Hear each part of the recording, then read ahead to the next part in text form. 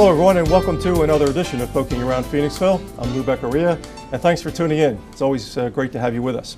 Well, today we have the pleasure of talking with Scott Hamrick about his photojournalism career. Scott is a man of many talents. He actually, a lot of people in town would probably know him from his work with the local fire companies and the water rescue unit here. But he has a very accomplished career as a photojournalist, and we are going to delve into that today. So Scott, welcome to the show. Great to have you back here again. I think this is your third time on our show over the period of years, so great to have you here. Thanks, Lou. I appreciate the opportunity, and I hope that what we share today people can learn from and maybe find it interesting. Yeah. Well, one of the reasons why I wanted to do the show was to show the kind of many sides of Scott Hamrick and show the interesting kind of world experiences that photojournalism has opened up for you, and maybe it could do the same thing for some other people who may have the same desires to be a photojournalist. So first, tell us about your background. How did you get into it? Well, I started out in college picking up a camera because I was looking for a new hobby. Yeah. Where'd you go to school? I went to Allegheny College, and I actually have a degree in aquatic environments, which has very little to do with rescue. It fits with the water rescue, but it has absolutely nothing to do with photojournalism. I started out as a geology major, and I knew when I picked up the camera that I'd found the passion in my life. It was just just the idea of telling stories and expressing thoughts visually just was exciting and very interesting and intriguing. And all my life I'd had a subscription to National Geographic, and I had never even realized that people could be paid to go out and take photographs of these amazing places and to show these amazing stories. And once I had a camera, it was just a matter of trying to figure out how could I get to do that. What was the first camera that you used, and do you remember what your first kind of picture was as a professional? Well, the first picture I took as a professional, let me answer the camera that I had first. The first camera, and it's funny that you should ask this because I haven't thought about this for a long time. The very first camera I had was a camera, and I don't know who made it, but it was called the Ready Ranger gun. And it was in the shape of a gun-like type implement. It had little crosshairs in it. And the first photograph that I took is actually a photograph in black and white that was taken on, had like a little roll of 220 film inside of it. And it was a photograph that I shot through the trees of my father cutting the grass in black and white at age, I would guess, around 7 or 8. Huh. And I think I shot a grand total of 1 roll of film because I didn't have the money to get them developed or whatever, and I rapidly lost interest. And then I didn't own another camera until I was a senior in college. How about that? I got my junior in college. I got my first camera.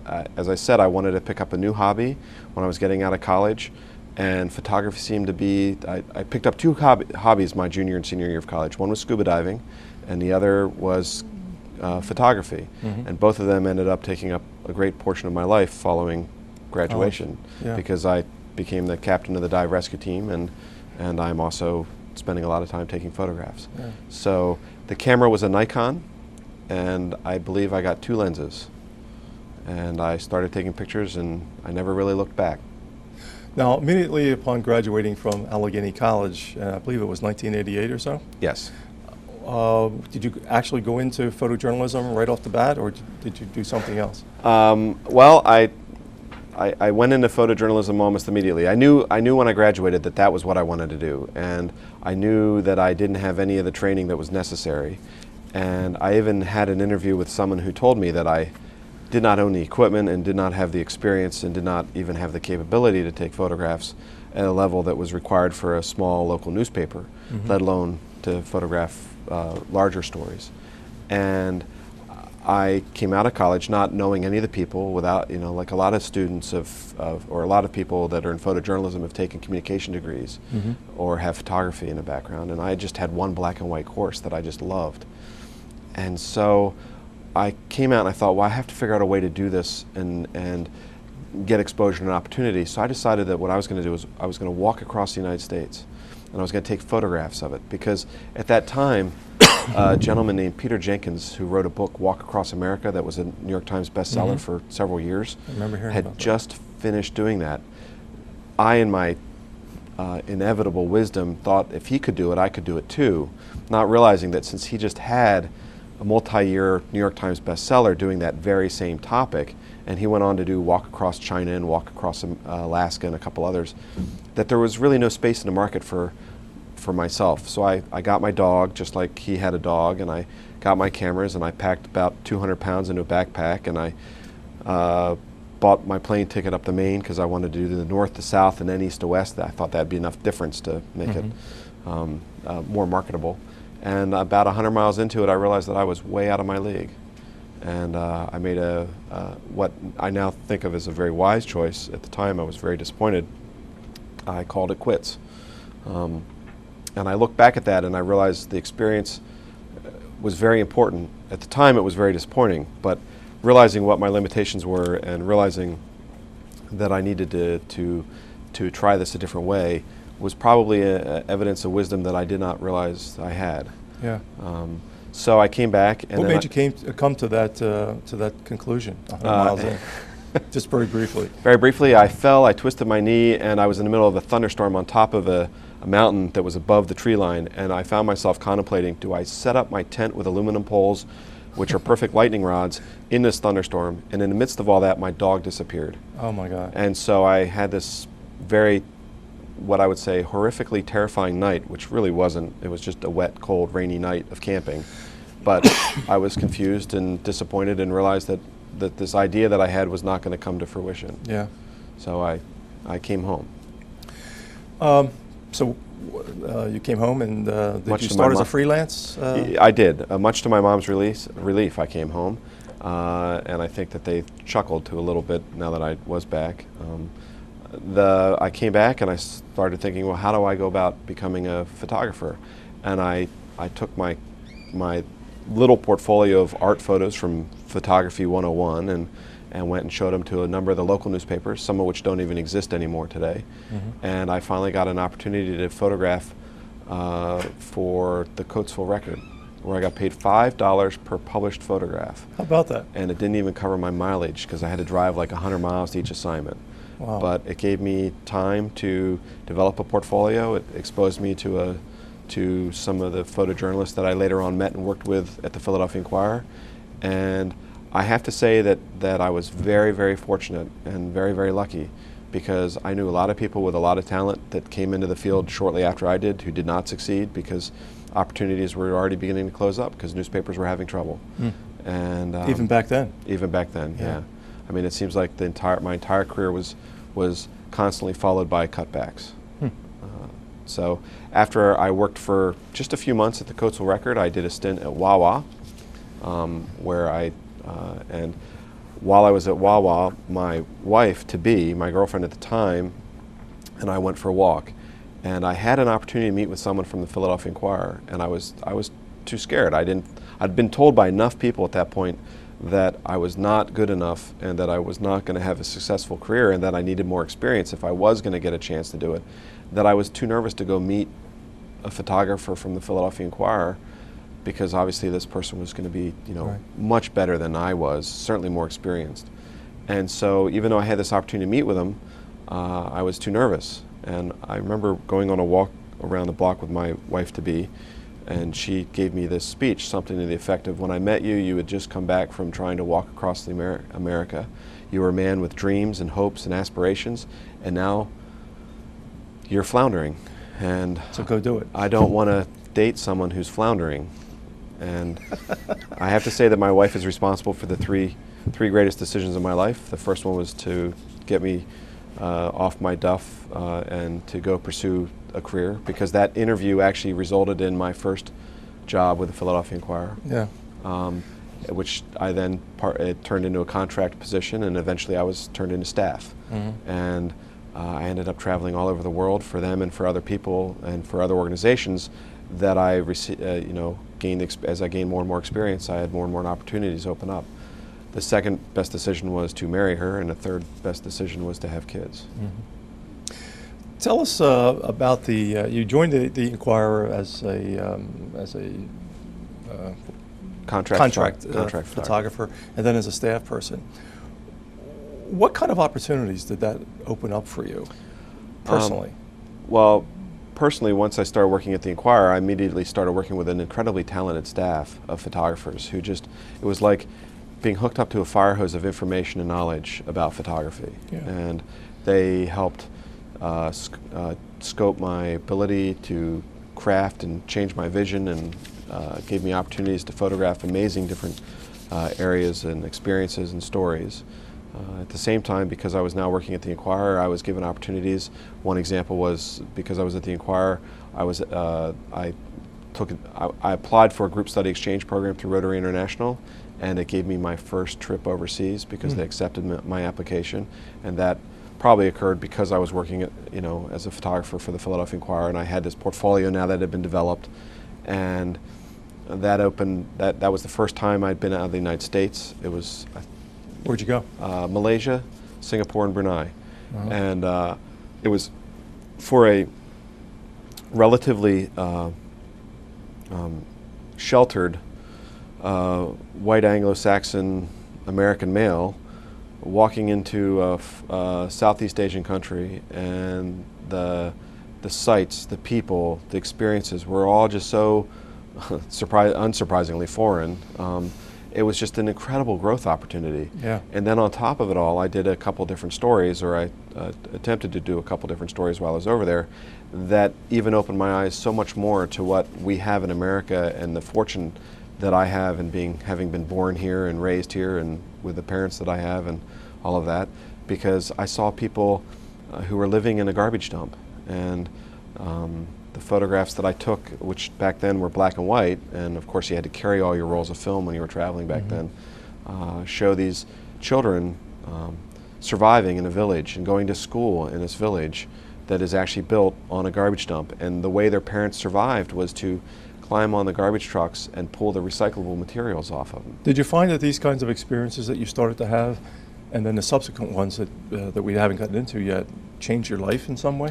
Oh, undoubtedly. I mean, for me, that first trip out of the country and seeing you read about people, surviving in very difficult constraints, but when you actually witness people, filling up barrels of water, because they fill up their barrel of water and that's the only water they have for the day, living in complete and utter poverty, it just changes your worldview. It's just, those kids were growing up in a circumstance that people in America have no concept, that would, what they consider acceptable is completely, foreign to us. Yeah. The pictures that you took over the course of your career, Scott, both domestic here in the United States and in foreign countries, were they published in other places other than the Philadelphia Inquirer? Yes. When I worked at the Philadelphia Inquirer, before, when I was a contract photographer, I still worked for other organizations and agencies. And so, but whenever you work for a large metropolitan newspaper, the pictures are placed in a wire service. And for a long period of time while I was at the Inquirer, it was part of the Knight Ridder Tribune wire service. So, like when I photographed the story, impeachment, for example, I was down in the House of Representatives when they actually voted to impeach Bill Clinton. Now, interestingly, of course, you can't photograph in that chamber, so I don't have any pictures of that. I was out photographing the legislatures, the politicians as they went from one building to another. But all those photos from that take were used across, the Chicago Tribune, the Sacramento Bee, any newspaper, the San Jose, any paper that was part of that chain, and then of course they would potentially put it online and internet, and I'm not internet, but Associated Press would pick it up, or UPI, or one of those. Okay, we need to take a break for commercial right now. My guest is Scott Hamrick, and we're talking about his photojournalism career, which has been pretty fascinating. Please stay with us. We'll be right back after this word from our sponsor.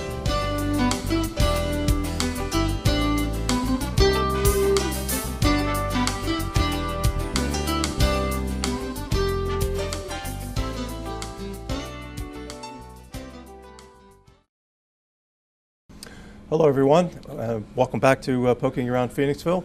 For those of you who are just tuning in, we have the pleasure today of talking with Scott Hamrick about his photojournalism career.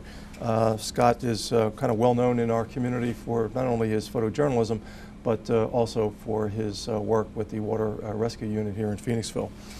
I'd like to open up with this. When you go to take a picture, what is it that you look for to make it an outstanding picture in your mind as a photojournalist? I'm looking to capture the moment. I'm looking to capture the emotion. I'm looking to capture more information. As a photojournalist or as a photographer, you're given a license to look at the world slightly differently. And I hope that whenever someone looks at one of my pictures, they're going to see something that is different or that they wouldn't have seen on their own if they had just been present. I looked at all the time that my camera gave me a license, so that when someone would, and the best example I can think of for that is that when someone would walk into a room or a building, they may just walk in and they're at eye level. They're wherever they're standing. And I always think, well, how can I look at this image or this location in a way that's different? Well, yes, but on the other hand, you have a lot of times you're spending an hour, 2 hours. I term it kind of as a fly on a wall. Some of the stories that I've done, I've spent days, with the individuals or on that story, and so therefore I have plenty of time to figure out which way to photograph it, or what people I want to make sure I include or get a strong portrait of throughout that period of time. And it's not, but you're right, at other times you walk up, certainly for news events, it's over in a flash. What happens, and if you don't capture it from the right angle, from the right perspective, showing the important aspects that tell the story, you've missed it and you never have that opportunity again. That's a perfect lead-in, actually, to the next question I was going to ask you, Scott, and that is about your tour of duty, so to speak, in Iraq, being a photojournalist in Iraq. Could you tell us about what it's like to work in that particular kind of environment, given the seriousness and the danger of it? Well, when I think back I spent several days in Iraq photographing combat medicine and traveling out, picking up injured soldiers from the front lines or from their FOBs and bringing them back to the trauma unit that was at LSA Anaconda. And then I was the first photojournalist to travel on a CCAT flight, which is the critical care flight from Baghdad, or not from Baghdad, but from Anaconda back to Ramstein. And I was thinking about this when I was driving over, because I knew we were going to be talking about this a little bit. And the first thing that came to mind from it, which is silly, is the noise. It was always very loud over there. Everything, helicopters and airplanes, where I was sleeping, guns, explosions. Fortunately, a lot of those were in the distance. So, but the noise and the constant presence of generators, which seems silly, but that's just everything is run off of generators over there, and they just run in the background all the time. When I look at the photographs that other people take from over in that area, or right now I see a lot of photos from Afghanistan, and I think back to the various moments of my career, not just Iraq, but also, say, 9/11 or Katrina, both of which were events that I covered. I think back to the exhaustion and just the long hours and the tiredness and the hot and sweaty. I mean, it's difficult. Moving with all the gear that you have on. And in Iraq, I also wore a helmet and flak jacket and or body armor, as they call it. Do you have an escort over there, so to speak? Somebody in the military who was guiding you around, protecting you? I did. I did have a person who was assigned to me when I was on the base, and then on the various helicopters, the crew chief would always watch out for me, or the flight medic. And I had a very simple rule that I was never the last one back on the helicopter. Because I didn't want to get left behind. Not that I would think that they would have left me behind, but I did not want to be responsible for that these guys were doing a very important mission, saving people's lives, and that while it was important to document it, the importance of documenting it did not overwhelm the actual mission they were serving. Do you get any special training when you are given this assignment to go over to Iraq? Before you actually go, do you get any special training from the military to kind of get you acclimated as to what you're going to get into? I did receive some training, but not a whole lot. Specifically, I had to go through a chemical warfare weapons class or whatever, where we had to put on our mask, and they explained what the different signals and codes meant, and and when all clear was sounded. And then, of course, I was given training on when the base was under fire, what we were supposed to do, and where we were supposed to go. Right. And basically, it was duck, hide, stay low. Don't move around a lot. I've often thought about this, not just in regard to you and our interview here, but journalism in general. When you're taking a photo of something that's maybe horrific, or that involves pain and suffering and so forth, or do you feel like there's a moral, you're in a moral quagmire, so to speak, about wanting to do something to alleviate that, and yet you're there to take a picture of it? How does a photojournalist deal with that kind of dichotomy of feelings? Well, I don't know how all of us, everyone deals with it. I know that I've dealt with it in different ways. One is I'm an active volunteer here in the fire service and in the dive rescue unit, and that's part of my way of giving back. I also know that a lot of times my camera is almost like a wall. I put my camera up and I'm not in that experience. I'm photographing it. I'm separate from it. Mm-hmm. And I use that almost as a psychological defense mechanism. Mm-hmm. And that I will just automatically go into taking pictures, and I will, I will tune out everything else going on around me. Yeah. In that vein, what was the most of your time that you spent in Iraq, and then we'll get off Iraq, but of the time you spent in Iraq, what was the most memorable photo that you took, or the most memorable experience that you had while you were there as a photojournalist? I know what the most memorable experience was. There's a photograph of me right after my my last flight out over the wire, and I knew I was going to be heading back in a couple hours. I was going to get on a CCAT flight, and I had a lot of work ahead of me, but that I wasn't going to be going out over out over, I don't want to say over areas of Iraq that were not necessarily tame, and for me that moment of relief of knowing that I had survived was just an incredible moment. I think from a photographic perspective, I think that the photo that I find most memorable is a photograph of one of the medevac helicopters landing at the hospital that I have, and the guys are all ducking over in the dust that's blown off, which is why they called them dust offs, and it was just, I just think it's a kind of one of my favorite images. Yeah.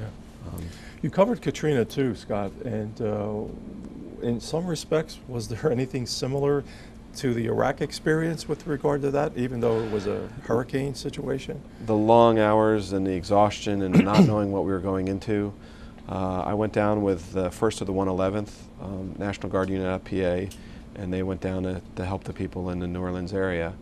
And it's funny, I oftentimes think of I mean, Katrina's not funny, but my career is kind of in some ways summed up by that story, and I mean that in the sense that when people think of Katrina, they think of New Orleans, and they think of the flooded city.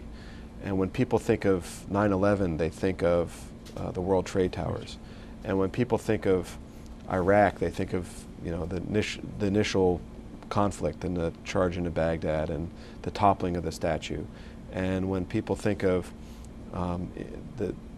all sorts of different moments of history over the last 2 decades that I've gotten to cover, they think of these moments that are what I would say the prime areas of that historic moment. And that's not what I ended up covering through most of my career. I covered these big, huge stories, terrible and great stories. I've been fortunate to see both moments of life and happiness and joy, and unfortunately moments of horrific death. But I always covered it kind of the lesser side of the story. So I went down to Katrina, and I was out in the parishes, Washington Parish, and covering the people that were getting food and getting support from the National Guard. I didn't go into New Orleans. When we first went down, everyone was thinking we were going to be stationed in New Orleans, but instead we were doing small town patrolling with the sheriff's department or with the local police department. We were handing out food and supplies to people that hadn't had electricity for weeks. It wasn't the big overarching flooded city, the going in and searching for dead bodies, the rescuing people off of the tops of buildings. It was the everyday work that so many people need to do or needed to do that made lives better. You also covered 9/11, and tell us a little bit about that before time runs out. Well, again, it's an example, as I said, and everyone thinks of the World Trade Towers. I didn't go to the World Trade Towers. I did cover 9/11 in a lot of different ways, but I was actually sent down to cover the Pentagon. So shortly after the Pentagon was hit, I was outside of the Pentagon, and I took a photograph that has been used in books and numerous newspapers that shows, you know, a helicopter flying over the Pentagon. And again, when people say 9/11, they think of the World Trade Towers, but there were 3 places that were struck that day, Right. and I covered the Pentagon. Yeah. And Did you ever stop and think, you know, in one of your quieter moments, you know, some of the biggest events of the 21st century, I was there and I participated in them and I covered them. What kind of a feeling is that? Not many people get that opportunity to be able to do that.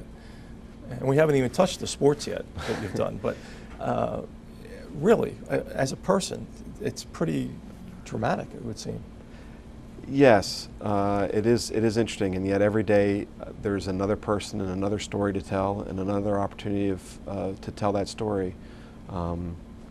So I covered those stories. There'll be future stories. I don't. Recently, I was working on a project, or we worked on a project for the clinic in Phoenixville, and that was just as fulfilling of a story. You know, I went in and I photographed the clinic, and we produced a multimedia program that they've used for fundraising, and it's amazing what is happening here in Phoenixville. You don't have to go around, you know, the world to see great works of hope and courage and love and joy. You may not have the drama of the other experiences, but it's just as important as that's what you're trying to say. Exactly. And you know, I went out and photographed on a Sioux reservation missionary work, and the same kind of thing. Great photos exist out there. One of my favorite portraits happens to be. Oh, that's part of why I think this is so great. I mean, you're a young man, and you've experienced through photojournalism such a variety of things in life, and you were right there participating in them. Before time runs out, I want to cover a little bit about the sports. What are sporting events? I know you've photographed the NFL, Major League Baseball. What else? I photographed NASCAR. I photographed soccer. My wife always laughs because I've had the privilege, if it's called a privilege, of actually being on the sidelines, you know, in those highlight films where they show the photographer get run over. Herschel Walker flattened me in a game. Is that right? Yeah, I got struck by a stick in the wrist at a Flyers game that left me bruised. I remember one time not waking up, but one moment I was standing on the sidelines of a soccer game, and the next minute I'm looking at the sky because the corner kick curved into the side of my forehead without me realizing it. I've covered drag racing. I covered all the major sporting events. I have not covered an Olympics. But again, with that sidelines of history thing, the Phillies went to the World Series, and I got to cover the parking lot parties of the World Series. So I guess you could say I covered a World Series, but I covered the parties. Interestingly, before I ever began a career or even knew that photojournalism was a possibility, I actually ran film for the 1983 World Series with the Orioles and the Phillies. And so I was in the first base and third base dugouts for the Associated Press with one of the truly most talented sports photographers I ever knew, and a mentor of mine, Rusty Kennedy. And it was an amazing experience, and at that moment you would have thought I would have been turned on to photojournalism, but it wasn't for another 4 years that I even thought about it. How about that? Great. We only have a few seconds left, but I would like to, for the benefit of our viewers there who you may have kind of titillated their interest in photojournalism, any tips for people who might be interested in photography as a career or being a photojournalist? Well, it's a very challenging career to enter at this point in time because so many of the newspapers have had a very difficult time, and magazines have had a difficult time. The advertising model has changed substantially, which has changed revenue, which is of course what pays us. So what I would have to say is, don't do it because you're looking to do the experiences or you're looking for an exciting job. Do it because you love it and you're passionate about it. If you have that passion and it comes through in the photographs you take, that should be the pleasure and the joy that you're going to take from it, because it doesn't, the idea of potential, you know, there are certainly paying jobs out there that you can find, but you need to be driven and passionate and unwilling and persistent and unwilling to take no for an answer, but to chase them. It's not the camera you use, it's not the location you go to, it's not the training that you have, it's what's in your eye, it's how you look at the world, it's how you express that world and capture it for other people to see it. So if you love doing it, do it because that's what gives you the thrill. It's kind of like being an interpreter. You interpret the world for people through pictures. That's exactly right. It's Yeah. you know, I've been to, you know, many countries, several different continents, and I have found that I can love every country and every person that I've been to in many different ways, and that all of them and all of those places, everybody has a story worth telling. Whether they're in Phoenixville, I can find a good story in anybody. Yeah. Well, with that, we'll have to stop. But this has been fascinating. It really has. I wish our show was, I really do. I wish our show was an hour long where we could cover more of this. Scott, it's been great. Good luck with your present career and with your new company, Visible Mission. And thanks for sharing your photojournalism experiences with our audience. It's been great. Thank you very much, Lou. I really appreciated it. And I hope that everyone here was able to learn a little bit about an interesting world. Yep, sure they are. And thank you for tuning in. It's been my pleasure to bring you this very interesting interview with Scott Hamrick. I'm Lou Beccaria, and remember, folks, play nice and be kind to each other. I'll see you next time.